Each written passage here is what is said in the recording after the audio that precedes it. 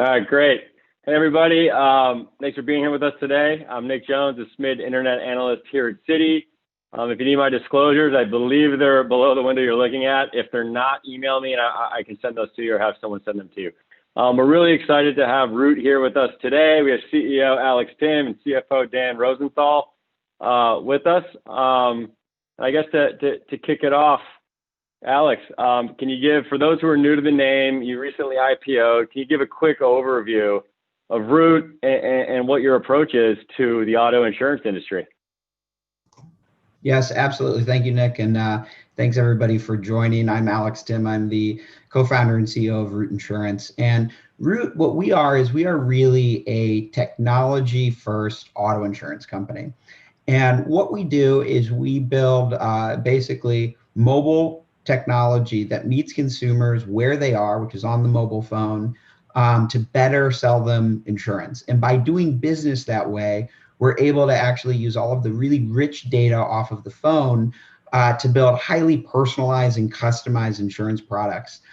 So a consumer downloads our app, they scan their driver's license. From there, they basically drive around for a period of 2 to 4 weeks. If you're a good driver, we offer you a great quote. If you're not, then we tell you Geico or Progressive might be better for you. And then at the end of that process, we can everything's handled in the app. So we are in a full stack insurance carrier, really based on technology and modern data science. Great. So I guess let's touch on the mobile first experience. Leveraging a very easy to use, consumer focused mobile app. Can you touch on why this approach is more attractive than kind of the legacy approach where the incumbents maybe are using agents?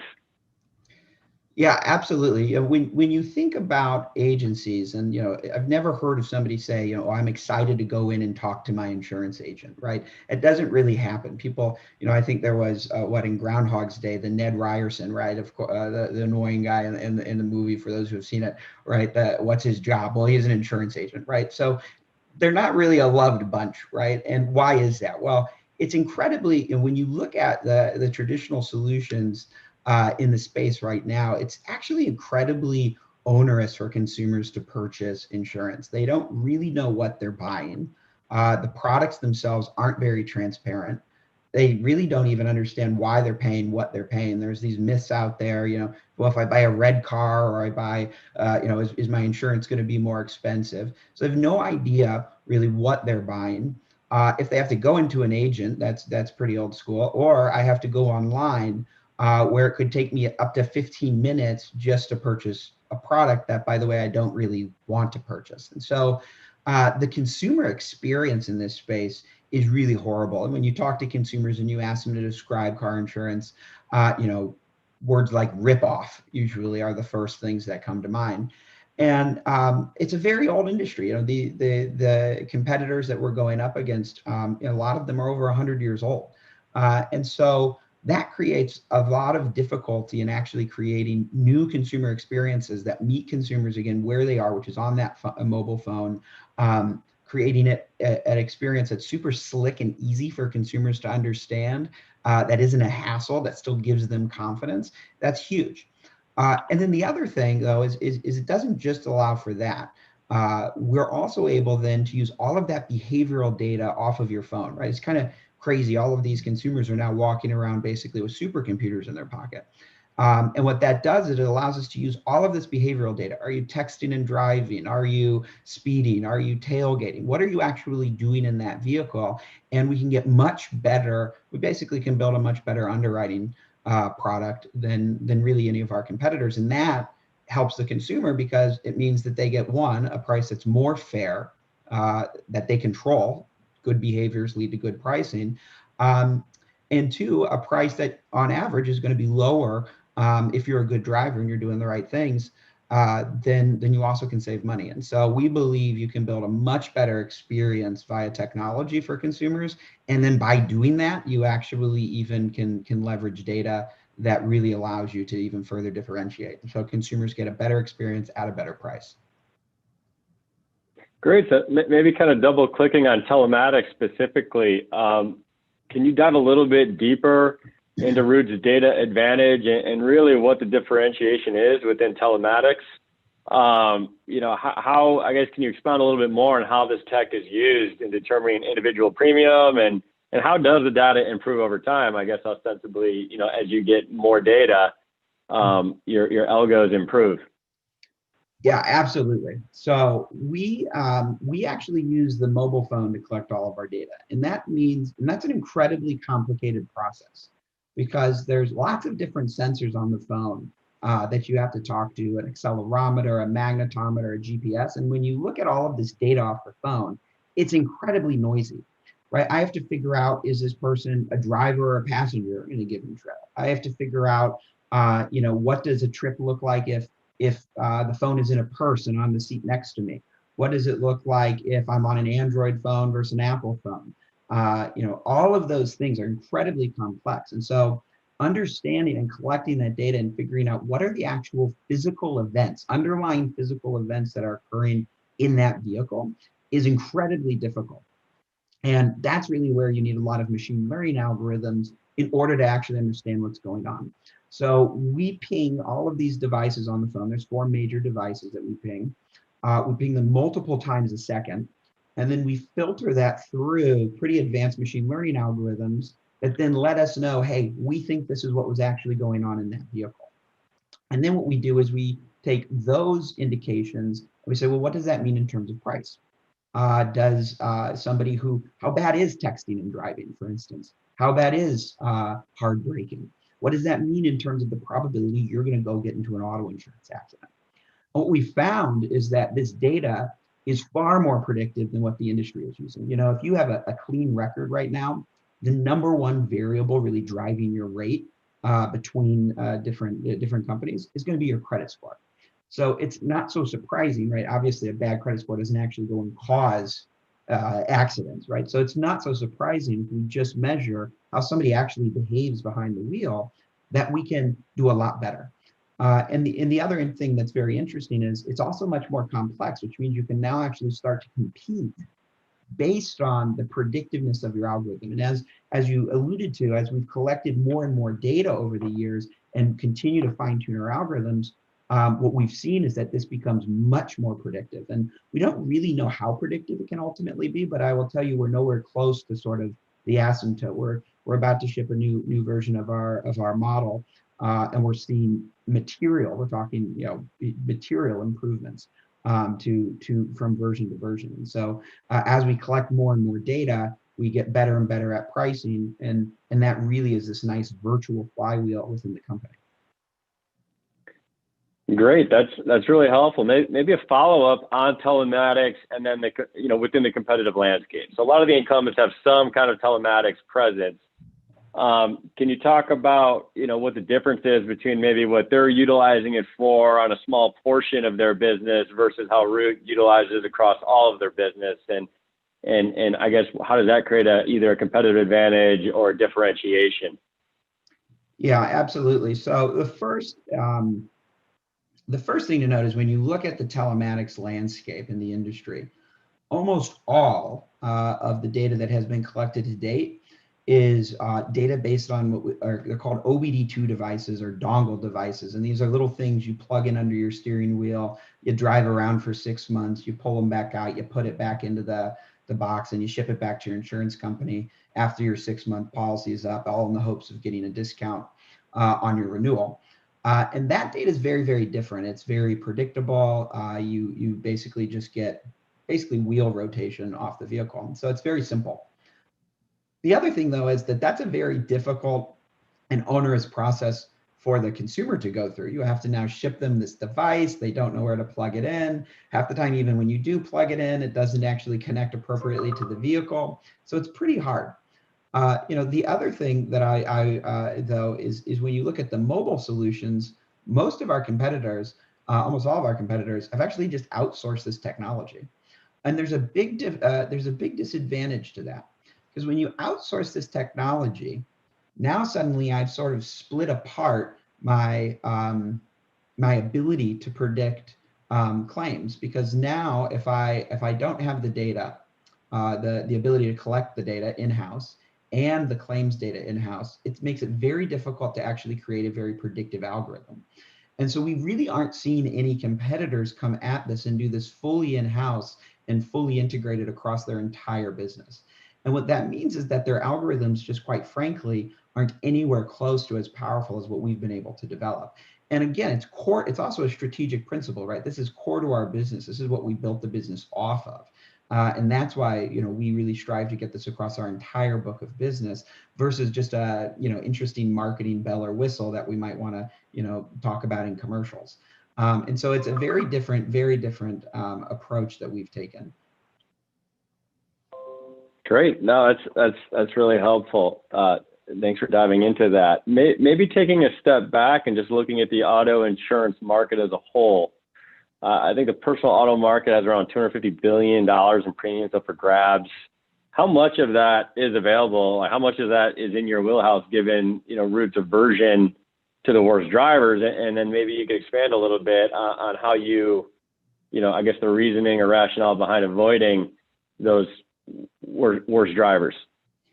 Yeah. So the interesting thing is, you talk to people and most people think they're better than average drivers, right? But the crazy thing is they're right, because the worst drivers are so much worse than average. And I'm by background, I'm an actuary. Most of these actuarial rating variables, when you look at them, the really bad risks, they're causing most of the accidents. And so, by getting rid of just the worst 10 to 15% of folks, you can underwrite out over 50% of all the losses.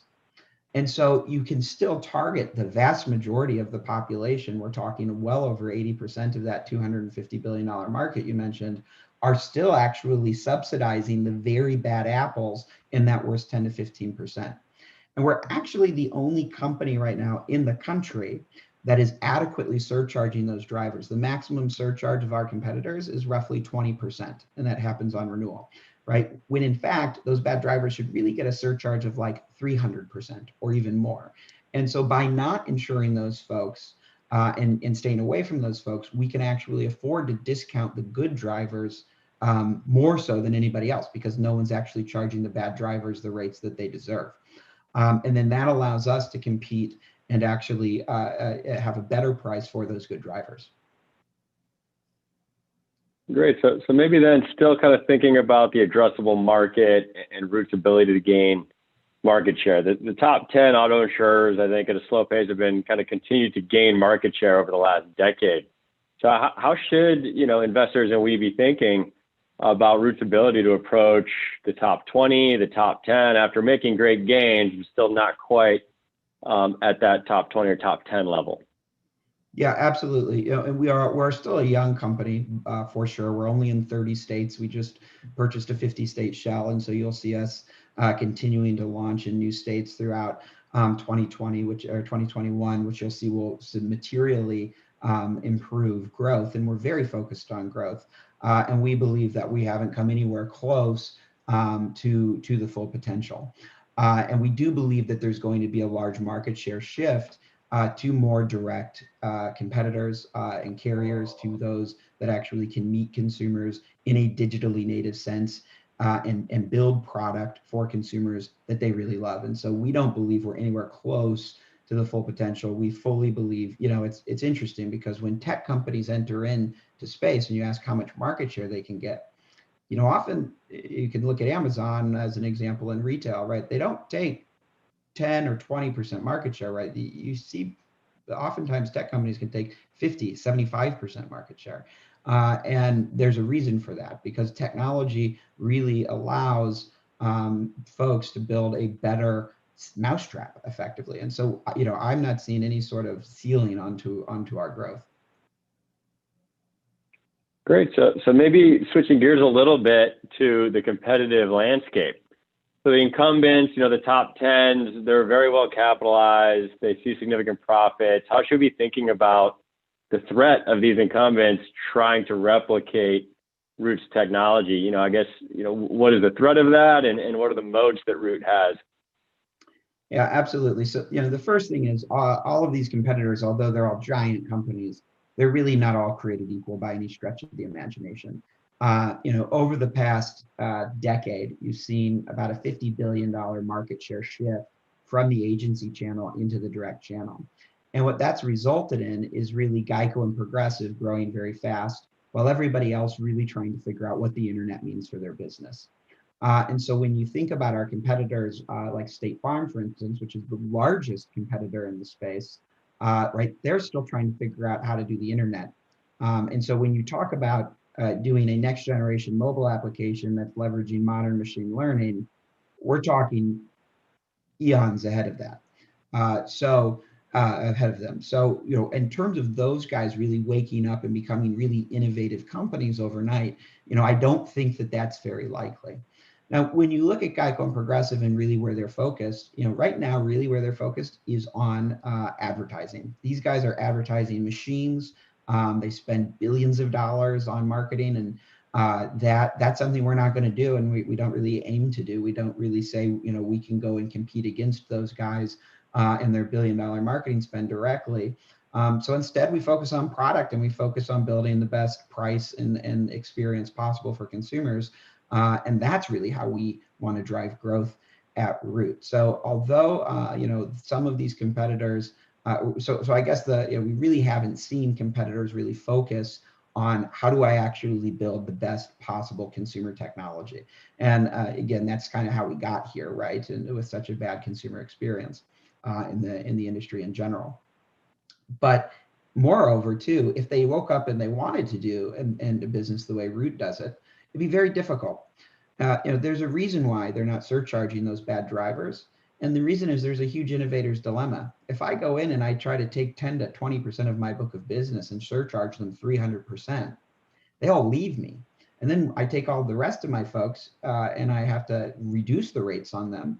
I mean, I would substantially shrink the size of my business, which could be incredibly disruptive for one of these insurance companies where most of the profit and the market cap of the value of these companies is tied up in the renewal book. So it'd be massively disruptive for them, even if they were able to actually conquer the technical hurdles that are associated with a product like this. Great. Maybe just a follow-up on the technology, particularly the incumbents, I guess to the best of your knowledge. I mean, how does the tech stack compare at a legacy company to Root, who I guess, is built, it's vertically integrated, building tech for a specific purpose versus companies who have been around much longer, maybe have legacy tech? Is that a meaningful advantage that I guess Root is essentially vertically integrated, with telematics? Yeah, absolutely. When you look at the tech stacks of most of our competitors, most of them have outsourced even just the most basic functionalities like policy billing and policy management to companies like Guidewire or Duck Creek, who are now multi-billion-dollar companies just built off the inefficiency inside of the insurance system due to outdated technologies, which means it's very difficult for these guys to move fast and move quickly. You talk to most of the insurance companies and they're all in these periods of massive integrations of trying to get rid of these legacy mainframe systems. Believe it or not, there's still insurance companies out there hiring COBOL programmers, right? And so that amount of technical debt really is a massive, it makes it very, very difficult to actually go in and reinvent something and build something like what Root has done. And that's an advantage that we have both in speed and flexibility. For example, we've built our entire policy management system in-house, all of our claims management systems, all of our tooling is built in-house. And so we're able to do things very, very quickly where every week we're shipping new product features, we're updating our claims system, and that has resulted in us just moving much, much faster and really positioned much, much better for lots of different things in the future. And that is a huge strategic competitive advantage that I believe tech companies will have in the space that incumbents lost, honestly, probably at least a decade ago. Great. No, that's helpful. I guess I want to switch gears a little bit. You touched on Progressive and Geico spending aggressively in advertising. Can you talk about Root's customer acquisition strategy? How is it different? I think some would categorize Root as a digitally native vertical brand, really focused on acquiring people online. I guess, can you touch on Root's customer acquisition strategy, and is it more kind of direct response, brand advertising? How should we think about how Root wins the customers? Absolutely. So, although we don't necessarily, and we still focus on product and our technology primarily, we still believe that having brand recognition in the space is important. And so we do advertise. And where we primarily focus our advertising, though, is on modern platforms like Facebook or Google or some of the over-the-top like Hulu TV networks. And what we can do on those networks is we're able to really understand exactly who we're showing an advertisement to. And we're able to we actually have a data scientist that runs most of our marketing programs actually, because they're able to actually target based on all sorts of demographic data, who we show an ad to, and we can actually optimize for the LTVs then. So we'll basically look at a customer, we'll come up with an estimated LTV of that customer, we'll figure out what advertisement works best to attract that customer, we'll understand the bid price that we should pay for that customer relative to that LTV, and then we even will create they basically have a personalized experience within the app. So even once you're in the app, then because of what we know about you, you'll actually have a unique experience. You might, for instance, have a longer test drive or a shorter test drive because we know exactly what product that you want. And so that's really how we've done it in order to really optimize both the unit economics as well as propel growth. Great. So I guess looking maybe into 2021 and beyond here, I mean, how should we be thinking about Root's plans of, maybe increasing brand awareness versus kind of lower funnel advertising, to the extent that you can kind of provide color around that? So we certainly will increase our brand awareness in 2021. And we do believe, again, that brand is meaningful in this space. And we actually see a lot of white space to create brand. When you look at most of our insurance competitors, the brands are very similar. They're very gimmicky, right? We're not going to have a talking gecko. We're not going to have anything like that. And we've actually launched our first, we want to build a meaningful brand to current consumers. And what we've really done is we've focused on a fairness message. And this shirt actually is part of this. It's the Unapologetic campaign. If you get a chance, you should Google Bubba Wallace and Root Insurance to check out the advertisement. But what we do is we're actually really focused on a fairness message. When you look at insurance and car insurance and the way that it's priced today, consumers have no control, and it's effectively a tax on the poor. You have a lower credit score, you pay a higher rate. You live in the wrong neighborhood, you pay a higher rate. You have the wrong occupation or education, you pay a higher rate. And particularly right now, consumers are kind of sick of consumerism. And so what we're seeing is that through this messaging, we're able to actually differentiate ourselves in a way that's meaningful to the consumer and that ties back to our product.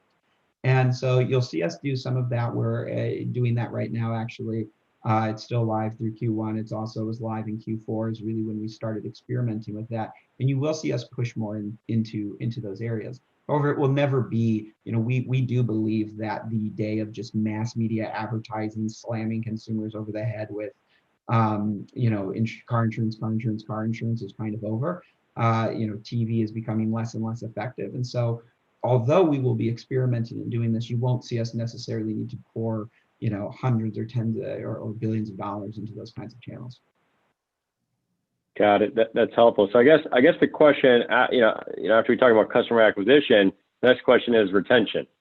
How does Root's retention differ from incumbents? Is it about in line? How should we be thinking about that over time? And then I guess the second question is, you kind of mentioned how maybe insurance isn't necessarily a sexy product that consumers are excited about. As companies like Root make auto insurance easier, does that potentially increase churn and increase people swapping services? Yeah, those are great questions. When you think about retention, really there's a few things. One, when we enter into a new market, or we enter into a new customer segment that we haven't priced before, we don't have any data. And so we usually get it wrong. And when we get it wrong, we have to change prices. And not so surprisingly, when you change prices on consumers, the number one reason consumers shop in this space is because of a price change. So not so surprisingly, when you change prices on consumers, you see short-term churn pressures. And that's natural, and it's something that we see. And as sort of the models start to refine in those customer segments or in those new markets that we launch in, you sort of see churn or retention come back up really to the expected industry levels. The other thing that's important to note is obviously churn or retention gets better as the customer is with you longer, right? A 5-year customer is much more likely to make it to year 6 than a 2-year customer to year 3. And so as the book ages, we're also seeing retention naturally come up. On the other aspects though of this is the customer segmentation is also a very big driver of retention as well. And so some customers are more likely to consistently shop, whereas some customers are very unlikely to shop. And that's okay. We actually predict that up front and we bake that into the pricing. And so for instance, if you're going to stay with Root for a very long period of time, we're okay probably running a little bit higher of a loss ratio. So that will inevitably have the same LTV to customer acquisition cost for the same ROI on that customer as we do a lower retaining customer. So it's really not, there's not bad customers, so to speak. You just have to not be surprised. If the customer is going to be churnier, you just have to price them and treat them a little differently. In terms of, are we going to start to see more people shopping more frequently for car insurance? There, I think the answer is absolutely yes. The long arc of we believe of the world kind of points towards the benefit of the consumer. And as you continually add benefits to the consumer, soon you won't be able to get away with the game that a lot of insurance companies play, which is basically penalizing their most loyal customers, whereby they raise rates 2-3% on them every single 6-month period. That game is going to be limited though, because you're treating your best customers sort of the worst. And we don't believe that that's long-term tenable. And as basically shopping for insurance becomes easier, we do believe that will promote more fairness, and it will actually demand folks to treat their long, loyal customers better. Got it. No, that makes sense. Thanks for that explanation. I guess, you mentioned loss ratios. I'm going to use that as an opportunity to pivot to Root's loss ratio today. Can you touch on why Root's loss ratio is higher than competitors today, and how should we think of that over time? I can jump in here, Nick. Dan Rosenthal, the CFO. Great to Happy New Year to everyone on the line.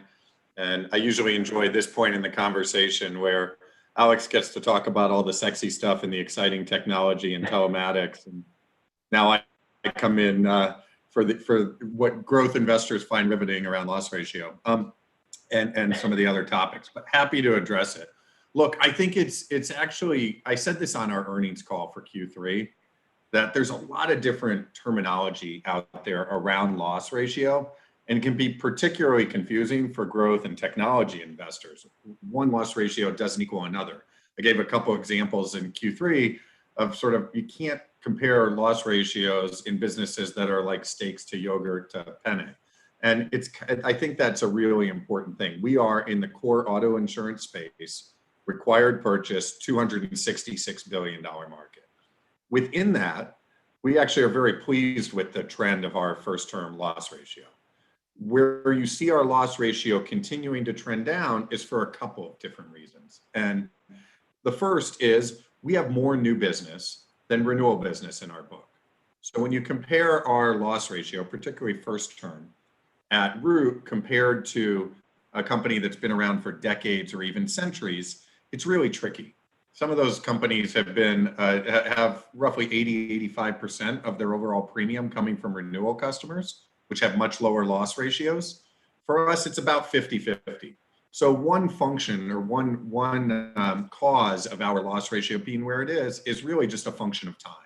And the fact that we have more new business coming in today because of the massive growth opportunity in front of us, that will continue to trend in the right direction as the book seasons and as Alex just talked about what we're doing around retention. The second thing is part of our business model is to underwrite customers out. Nick, you talked about it at the top. We've got roughly 10 to 15% of drivers that we don't want to have as customers because we think they make up close to half of auto insurance costs. So utilizing our telematics, part of the goal is to underwrite those customers out.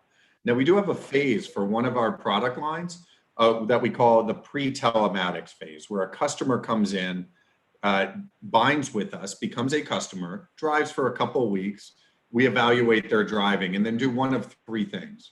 We either offer them a lower price based upon their driving, a higher price based upon their driving, or we underwrite them out. That hurts our retention by underwriting them out. It also hurts our loss ratio because we have a pre-telematics period that necessarily runs hotter. As the CFO, I think of that as customer acquisition cost. That is not enduring. That's not going to be lasting forever. We're doing the right thing to take in those customers through the funnel and then underwrite them out. And what we're trying to do around it is speed up the time of the test drive. So rather than spend 2 to 4 weeks doing the test drive, if we can measure that using our data science capabilities in a much shorter time period, that will be effective in reducing our pre-telematics loss ratio and ultimately reducing our overall loss ratio. That work is well in progress, and we'll be excited to come back and talk about that in the future. The third thing is what Alex talked about related to state expansion. We're in 30 states today, and we are going to be growing nationally. And that's something, as Alex talked about, when we enter a new market, we don't have data. We work on our pricing, we gather data, and it helps our flywheel spin faster and faster. So what we are focused on right now is our loss ratio as you're entering a new state is going to be a little bit higher than when you're in a mature state and have that data. So I think the combination of a higher percentage of new business, the fact that we have a pre-telematics period that drives a higher loss ratio, and the fact that we are continuing to expand into states is impacting our loss ratio today. Now, as we move towards steady state, as we talked about in the third quarter earnings, if you look at our existing state footprint, the loss ratio is improving quite significantly. A bit of that is due to COVID, but actually quite significantly if you look at we release all of our driving data on our website. And so you can come and look, you can see exactly how our customers have been driving mileage-wise versus what they were doing pre-COVID period. You'll see the impact.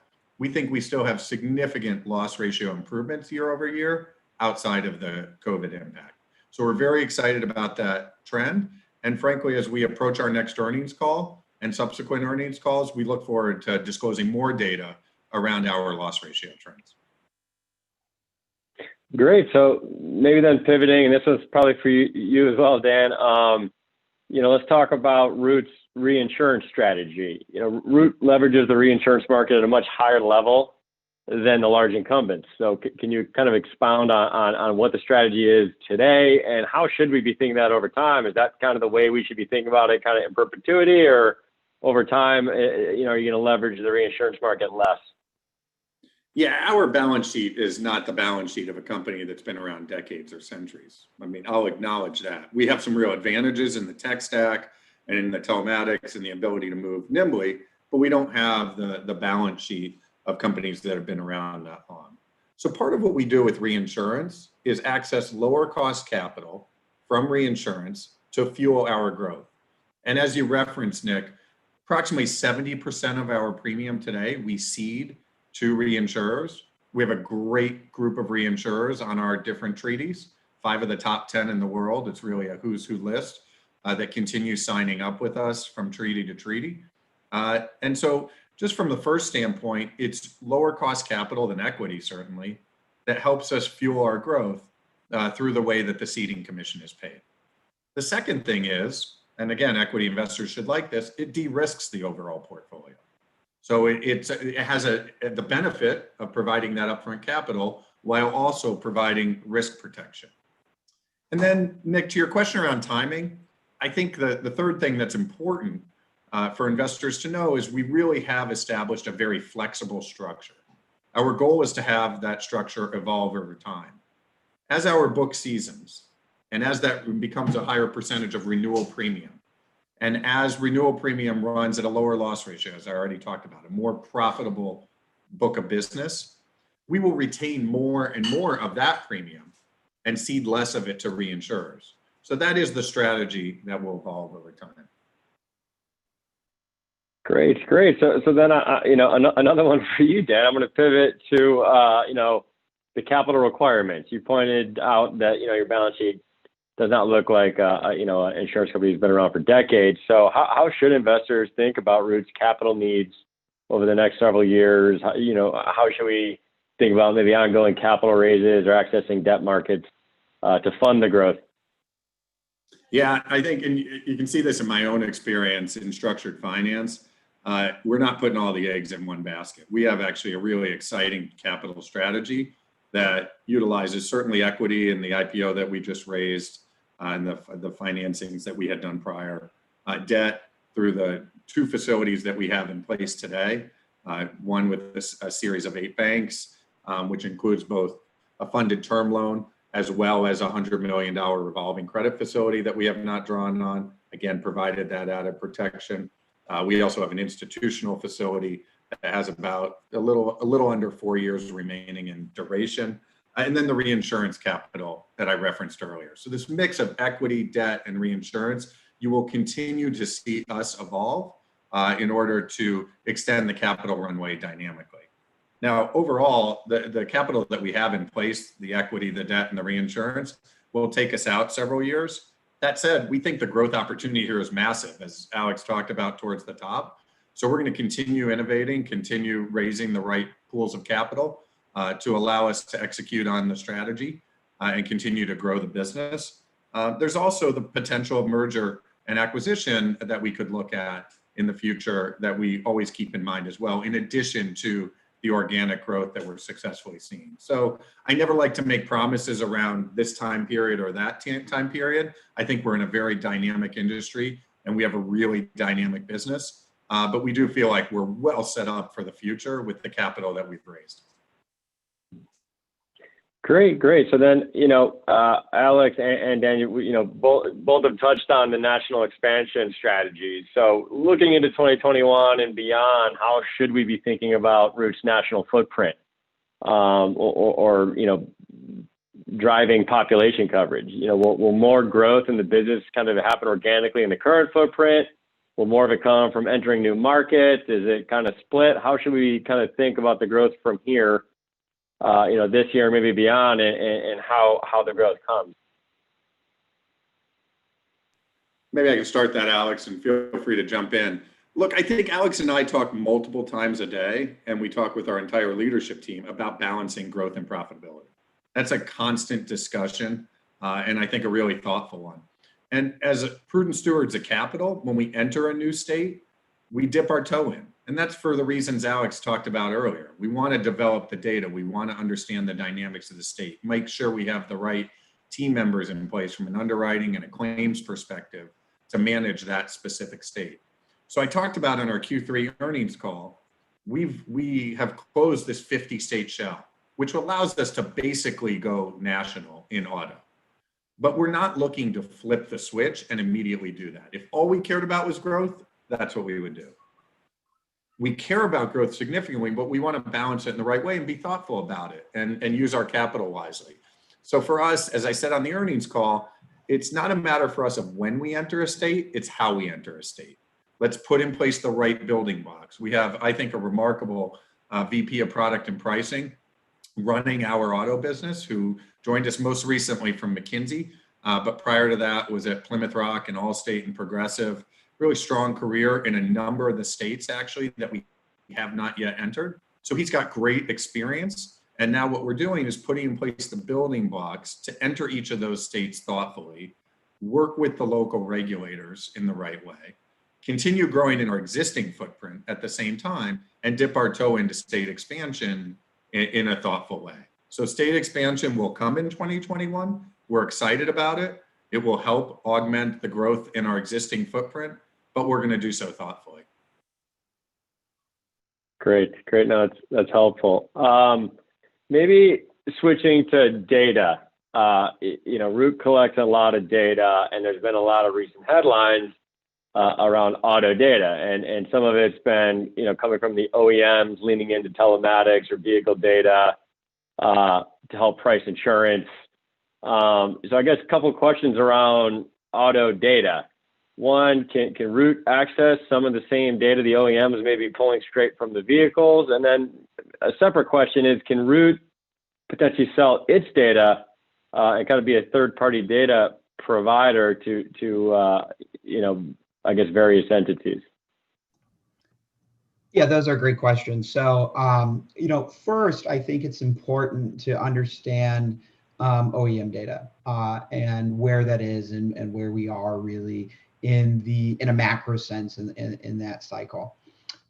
First, OEM data is not new. OnStar is, I believe, around 20 years old, maybe 15, 20 years old.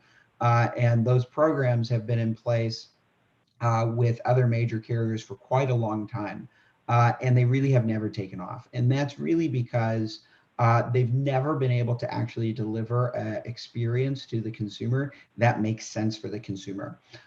You can imagine if your insurance is suddenly attached to each one of your vehicles. Most households have different makes and models of vehicles, and so it would be very difficult to have multiple different insurance companies that are associated with each vehicle. You can imagine having to switch insurance companies each time after you sell your vehicle.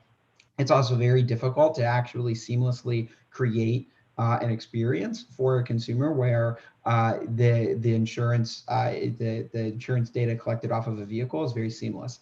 However, we have done that. We call it skip drive, where if you actually download the Root app and you have a vehicle of a certain year, make, and model, and we check a server and we say, okay, it looks like we actually have vehicle data, driving data from this vehicle.